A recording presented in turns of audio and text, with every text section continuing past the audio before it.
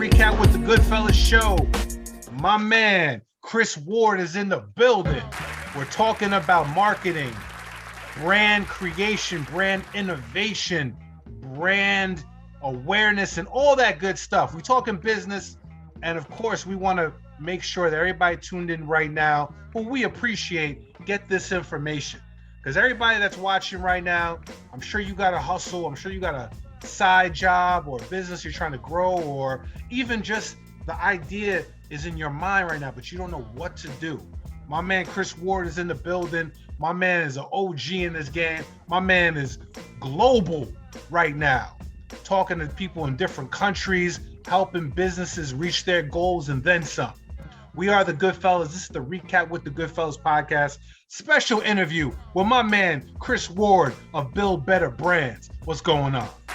Appreciate it, Tommy, man. I got to bring you on the road with me, man. You got to intro me on, Man, you know what I'm saying? You ever see, I know you've seen Ray, right? The movie? Oh, yeah. Once he link up with like light-skinned dude, he's like, introduce me. Put the light right there. Like, I mean, next thing you know, he got the office like, yeah, get out. You lit. Have you right. Yes, sir. I appreciate man. all you guys, man. Thank you for having me. Definitely. Appreciate it, man. You know, first of all, if you're watching the Recap with the GoodFellaz Show, you're probably a hustler. And if you're not a hustler, you're about to get in the game. And we're not talking about street-ish. We're talking about anything, business, whether you got cooking, photography, marketing. Like, you're a hustler and you're watching us. Besides wanting to be entertained, you want the information. Let's talk current events before we get into other things. It seems like 2021, you log on to Facebook, you log on to Instagram, whatever your social media poison of choices, and it seems like everybody has got investment advice, whether it's crypto this or I'm purchasing shares of that and this and that. Let's talk investment for a minute. Okay. You being a builder of better brands. Stock market, all-time high. People are like, yo, I'm gonna get into crypto, Bitcoin, Dogecoin, whatever it is. What are some of your, from being a person on the inside, helping brands and knowing the game, analyzing the market right now, what do you think? Is this a good time to invest? Is crypto really something people need to get into? Should we think twice? Is there a market bubble? Just generally, how do you feel about this market situation? That's an interesting question. Before I even got on here, I was actually in a clubhouse room for about 3 hours learning about crypto, right? Okay. And what people are doing with their investments. So the first thing I will say is that this is not financial advice at all. We just talking. We just talking. It's not financial advice. But what I will say is there are a lot of people out there, and I'm not just talking 30-year-olds, 25-year-olds. I'm talking about 17, 16-year-olds that's learning the game right now. Mm-hmm. They're learning to invest. I got some money in crypto. I do. Where I got a couple of projects that I'm investing in right now, holding on to that. And I would say the one thing that we didn't have growing up was people telling us about how to invest in any type of stock markets or anything that you can invest in. And crypto is going to change the game. I really see it, because when you talk about global work, right? We talk about global work, and I won't get too deep in it. Again, it's not financial advice, but when I go over to the Philippines and I realize that I have to, my currency has to change from US dollars to pesos, right? And how they're making a fee off of that exchange. And my dollar goes a lot longer out in Philippines than it does here, right? I'm looking to go back, by the way, looking to invest in some buildings over there, maybe even a school. But it just started getting me thinking, like, what else could I really invest in, right? What could I? And so crypto is interesting because it's worldwide. So if there's a project that the people value as important and valuable, then it becomes important and valuable. Because if you think about it, right, before the printing of a dollar, how do we know how do we exchange things that were valuable? What type of things did we exchange? Yeah. Clothes, silk, gold, herbs, gold if you had gold, right? Spices, right? All different types of things, right? That were valuable because we deemed it as valuable. And crypto's doing the same thing. I got my ears to the streets right now, and there's a lot of businesses are trying to figure out, how can I sustain myself over the years with this new currency that could actually not only build my brand, because people are building their brand off of crypto. So you got to understand something. The most powerful thing you can invest in, which I talked about it earlier, my mom said, is yourself. And if you want to take that a little bit deeper, it's your IP. It's your intellectual property, right? It's one of the most powerful things that you can invest in. Every single person that's hearing my voice right now, you have a service that you literally can sell right now. Hey, there's somebody that and we'll take it this way. There's somebody right now that knows more about fixing leaks in their house, right? Because they were so broke, they couldn't hire the person to fix the leaks. They had to learn it themselves, right? Mm-hmm. And now they got all this experience. But if you package that in the right way, you brand it the right way, guess what? You can make an extra $300, $400 a month just off your intellectual, your IP, right? Just off the information experiences that you know. And so that's what I'm seeing with crypto right now. There's a lot of people who have these vision. They have a vision for what the world will look like, and people are believing in that. They're aligning with it, and that's why crypto is becoming very powerful. So, Sean Montana, I know you had another question for my man Chris. Is Dogecoin going back up? What? Brother, I have no clue. Man. I can't even believe a meme coin shot up that quickly after. Yeah. Well, I heard a lot of people had invested in it almost 4 or 5, 6, 7 years ago. So imagine those people who invested when it was like less than a penny. They made some money at 60 cents. So I don't know, man. I have no clue. All right. Hey, Shy, you got some Dodge? Some what? You got some Dogecoin in your investment portfolio? Oh hell yeah! I made my money back, and I'm still holding a bunch of them. Yeah, you got to, right? So, the thing about that Dogecoin, man, and stuff like that, I think it's the one thing is good is that it's getting more people to start asking questions about the stock market, and that's been a place where only a certain percentage of the population knew how to read it, knew how to use it, knew how to manipulate it. Yeah. And now you see a lot of that power being taken out of the upper echelon's hands, and you're watching them panic. And it's amazing to see. But yeah, like all this technology, man, you imagine these people who are doing these things, they're not, some of these are young kids, know how to do these things. They're young kids with this. With the phone. Well, if you got this, it's the most powerful thing that you have in your hand. As long as you understand what it does for you, man, like you just said, right? There's young kids out there making moves, and that's what I always tell people. It's like, listen, you make money. All right, there's a couple of things you can do. Put it in an investment portfolio, right? Know to invest in things that you know and you care about and that you do research on. That's the most important part. You got to research. And then number 2, you invest in yourself. You got to. Because the more you invest in yourself, the more you expand your ecosystem. The more you expand your ecosystem, the more money and avenues of money that you can actually make. And I'm not just talking about money to go floss and stunt on people. I'm talking about money where you can reinvest and put it in areas so that it can grow passive income.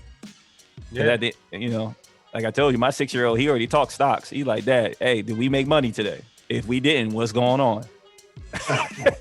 One of the most fascinating things about Dogecoin, however you pronounce it, is trying to watch these stock pockets in the hood try to pronounce it. Because they pronounce it like Dogecoin and Dogcoin and and they don't even know what the hell they're doing with it. Yeah, man. That's what. Hey, but Shy, guess what? If you do, you need to set up shop. Shy Montana University, crypto. Introduction into crypto. Yeah. Even if it's just an intro. If it's Shy, it's Bripto. Shut up. Says the one wearing all red. Hey, look. Hey, I hear you. Listen though, right? There's power in general information. Mm-hmm. There is so. Absolutely. So I got a question for you. Yeah. Let's say I'm starting to. I got the idea. I got a little business. I'm trying to get it off the ground. At what point should I holler at you to try to get my brand jumping? As soon as you get the idea, as soon as you have the idea, you got to talk to me. Because And when a I'm budget. listen, don't even worry about your budget. Because there's different ways to work with people, right? Back in the day, I learned that, you know, my mom was a single mom, so you didn't always have all the money, right? But if I had some skills, yo, I'm gonna go teach these kids how to play ball real quick. I'm gonna make a couple of dollars, and then I'm gonna reinvest that. So same thing when you starting off your business for the first time on your brand, you may not have the budget. That's why I say it's so important to know your brand, because you don't want to burn your money through marketing. So you come talk to me, and let's just say, you know, you from a certain neighborhood, I might have a scholarship for you, right? I might have a scholarship for you. Or if you one of my peoples, or you know one of my peoples, I may say, hey, you bring 5 or 10 people with me, I'll adjust the pricing so that all of you can learn, right? So I treat my one-on-one stuff like that.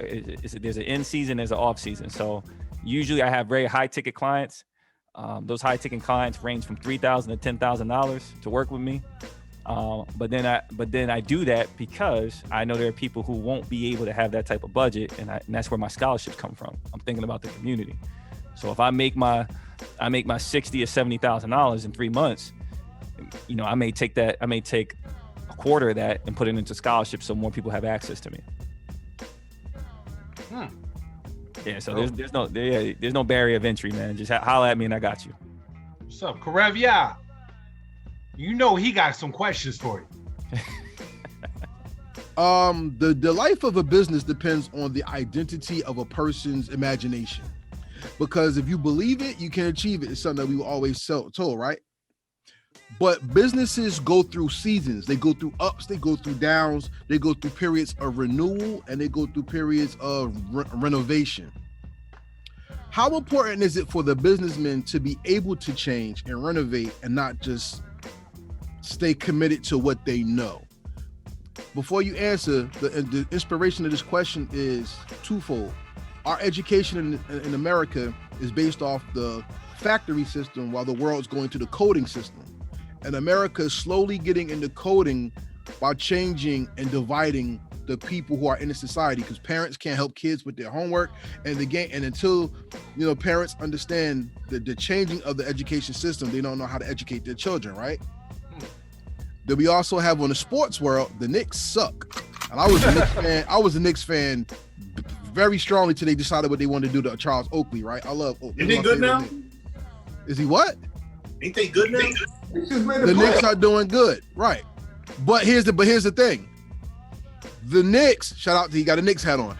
The thing is, though, just like we're talking about business and branding and reinvention, the Knicks had to reinvent their brand by going through 20 years of loss to restructuring the business to now having the front office be player-centric and then having a tough coach. So how important is it for a business to understand that logic and then be able to be fluid so they could go through the changes and constantly put themselves in position to reinvent and reach the people and meet their needs?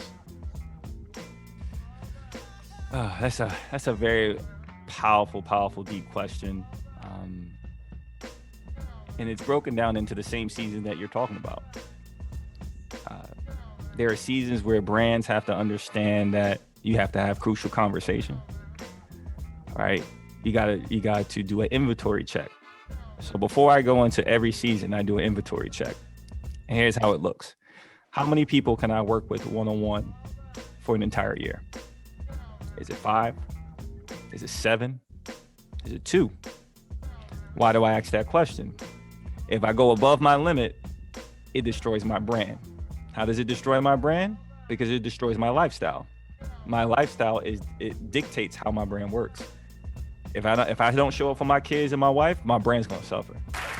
Right? And that's how I created that alignment between my lifestyle and my business. So I have to assess and say, okay, one-on-one, I can work with 5 people in a year. And if that's so, then I'm charging this amount of money for the 5 people that I will be working with.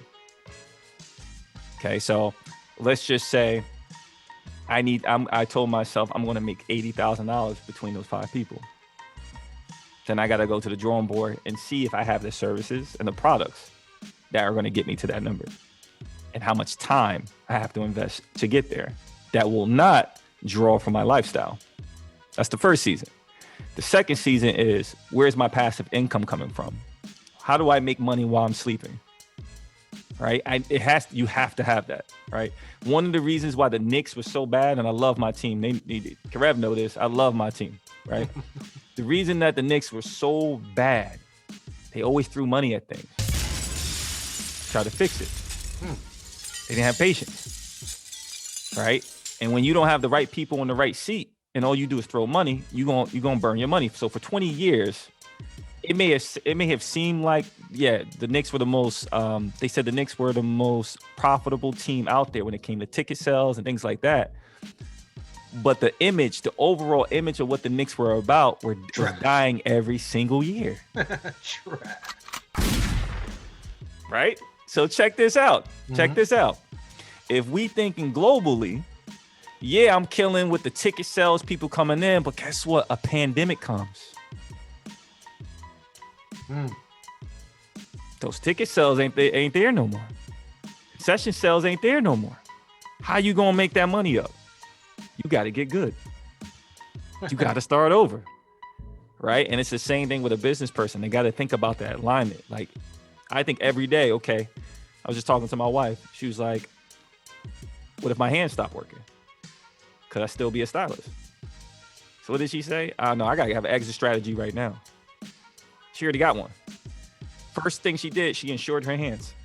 I didn't even know you can do that. I thought boxers were the only one that could do that.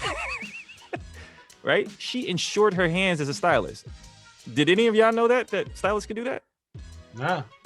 That was crazy to me. I'm like, that's super smart though. Insuring your hands. Okay. So what's the next move? Well, I got a lot of knowledge on what I did to create the salon in 2 years, make it profitable. I should be educating people. Another form of income that doesn't require her hands. What are the ways that we can do it, Chris? Well, over time, we can build in each season. So when you know you have a lot of clients and you in the salon, that's where your passive income comes in. That's where your videos and your courses, your mini courses and the guides, that's where that comes in. You making money while you're in the salon. And then when we in vacation season, because that's one of the seasons we have now, when we in vacation season, that's where we go do speaking engagements. Wherever we vacate at, we do a speaking engagement. So that's what I would say to that, Karev, is that everyone needs to know what season they're in, and just because their main product or service is not always going to be the moneymaker. You got to be able to have, like we say in Build Better Brands, you got to be able to have an appetizer, an entree, and a dessert. Everybody don't go to the restaurant for the entree. Sometimes they go directly to the appetizer or the dessert. And as long as you get ready to offer one of those three, you're gonna always be profitable. You'll always have market research, and you'll always be able to elevate and change with the times. And that's what I would say to that question. Oh man, unless you're going to the bar. Unless you go, go to the bar. Or sometimes you go to the restaurant for the liquor, like we used to at Fridays. The Long Island iced tea. Word. Mm-hmm. That's big time, right? So that's the brand. Look how you look. Long Island iced tea. You drinking a Long Island iced tea in New Jersey? What? They got you, Sha. Oh, come on! They got you. Yeah, how come nobody's drink in New Jersey? Well, I'm curious. Has anybody ever invented a drink and called it anything that's Jersey centric? What do they call the people that? What they call Jersey gets no love. Drinks, hip hop. I'm telling you, man. I invented something called Shazert years ago, but it's lethal. It can kill you. What? You said Shazert? Shazert. I love that name for some reason. NyQuil mixed with Bacardi. What? Come on! I think Hoboken actually there's a brewery in Hoboken that has their own drink. Just found out, yeah. But I'm not a beer drinker, so my boys know more about it than I do. Yeah. When I went to go get wine, and remember I saw Snoop Dogg's 99 Crimes. Yeah, 99 Crimes. 99 Crimes. And I sat here and I, you know, I bought the bottle. I'm like, yeah, I'll support. I'm looking at the bottle. And then when I take out, you know, I take the top, I'm looking at the cork. His face is on the cork. And I'm sitting there and I'm thinking like, I remember when I first heard Snoop Dogg's first song. You know what I mean? The dog, like a Doggy Style album. When he first came on the scene, I remember that. Yeah. And now holding this man a cork with this man's face on the cork because he's got his own wine. Yeah. Not to mention the virtual reality app where when you point the phone at it, he actually talks to you. Like, that's branding. Like, turning yourself from an artist who does one thing into a brand that can encompass a whole variety of things. Snoop Dogg doesn't even have to release music. He is Snoop Dogg. He cooks with Martha Stewart. Enough said. Come on. I was just about to say, who's better than Brandon than Snoop, right? Yeah. But let's look at the breadcrumbs of success though. Where did Snoop learn that from? Right? Dre, Jimmy Iovine. Some would say that. Some would also say Master P. Yeah. Great True. point. Yeah, Master P. Right? Yeah. He got a lot of the same elements that P got. Think about it. P in every single type of industry, brand. Yeah. Snoop took the game and understood how to push it. That's very important. Hip hop has a lot of great brands if you think about it. One of my favorite Karev knows is Currency. The rapper. The rapper. Yeah. Oh, Currency's dope. Currency got one of the smartest brand. Come on, Jet Life. One of the smartest brands that you can think of, man. The guy will continue to win because he's doing it in his element. He's aligned with who he is, and it comes off effortlessly. Like I'll put on Currency all day. Pilot Talk 1 classic. Yeah. Hey, look. And how many people who don't know hip hop will say, well, what's Pilot Talk? What's Currency? Like, who is that? Yeah. All right. Speaking of brands, Yes, sir. there are few brands as big, as important, as popular as my man Big A, who just Let's stepped go. in the building. What's going on, man? Let's go, Big A, my man. What's going on, everybody? What's going on? What's going on? Remember, everybody, is you versus you. Shout out to my man out in Michigan. You versus you. What's going on? Yo, Sajin, what's good, brother? How's Hey, everybody Ralph. doing? All right. By now, you already know that Chris Ward, Build Better Brands, is in the building. I know you got some questions for him. Listen, I know Mr. Ward personally. Mr. Ward has been on the Big A show. So I know Mr. Ward personally is a good friend of mine. Been knowing him actually for almost, 5-6 years now? Yeah. About 5-6 years. Yeah. 5-6 years. Yeah. Mr. Ward is and I'm also not just a friend, I'm also a client. Build a Better Brand. Here's a little branding trick. The reason I call it Build Better Brands is because when you can tell people what it does and they don't have to think about it, simplicity sells. Right? So, example is my wife was talking to a client and she was talking about building her own business, and she was like, yeah, you need to talk to my husband. He runs Build Better Brands. And she said, oh, that sounds like he can help me build my brand? And she was like, yeah, he can help you build your brand. You could be a storyteller. Like, it'd be easy. You don't even have to market. You just tell your stories and it helps you build your brand. And she ended up reaching out and we did business. So that's a little trick. If you can have something that's an action, a motion, some type of item that allows people to know what you do and what they get from it, is very helpful to make it clear to them. That's one thing. Number two, I was a director at a college at the time, and I had a 16-person team. And every time I wanted to make a change, the higher ups was like, nah, we like what you're saying, but that's not where we're moving. And they kept saying that. And I got tired of hearing that, man. I got tired of hearing of people who didn't have their ear in the streets, who didn't know what people wanted, who was making all the decisions and was dictating the way my life was going to go. Nah, we had to make a change. And so I had a breakthrough, man. It's so funny when they real story. They called me in. They say, hey, this ain't working no more. I said, yeah. I started smiling, and they looking at me like, what? He about to sue us? What's he about to do, right? And I'm smiling, right? And they telling me why things are not happening. I'm just smiling, like I'm already in the next phase of my life. So So I get up, I shake their hands. You know, if you ever been fired before, they walk you to the to your office to get your stuff, and then you can't even say bye to anybody. But when they walked me to my office, they saw a box, and they looked at me and they were like, "You already packed your stuff?" I said, "Yeah, I packed my stuff 3 months ago." And I got my stuff up and I left. And that's how I knew I had something. There was this pressure that was on my shoulders that just fell off as soon as I walked out the building. And I said, okay, it's time to work now. Now I feel free. And that's kind of how I positioned myself for Build Better Brands. Right after that, I got the deal to go to the Philippines to get paid to go speak in the Philippines. I went there. It expanded my mind. Beautiful waters, beautiful places. I went to Japan. Technology was crazy. Loved it out there. I came back. I said, nah, I got to help build a community, man. I got to help people build their brands. It's the only way I'm going to help them get to where they need to go and understand the ecosystem that they need to create to have income. So that's where it started. Appreciate it. So, yo, it's about that time. We got the deck of cards. Oh, here we go. Shout out to Poddex, who has the fly interview cards. We're going to pick a card. It's got a question on it. Cool. You're going to answer the question. It's pretty simple. All right. You ready? Yep, let's do it. All right. Let's see what the deck has for us. Okay. This is actually a good question. You ready? Yep.